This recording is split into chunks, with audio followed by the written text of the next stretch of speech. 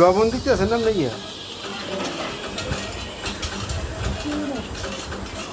আগে চিনি দেন কা বাগনি জামাইয়ের বাসায় আসছি বেড়াইতে, যে পরিমাণ চিনি দিতে আছে আমার মনে হয় সেই শরবত খাইব।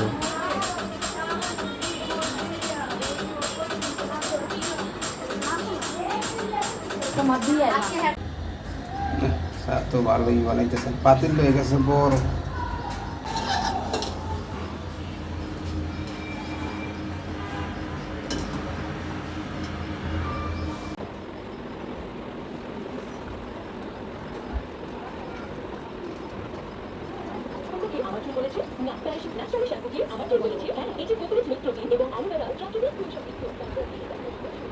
জামাই চা যদি ভালো না হয় তা কিন্তু বিস্কিটটা খাবে মজা আছে।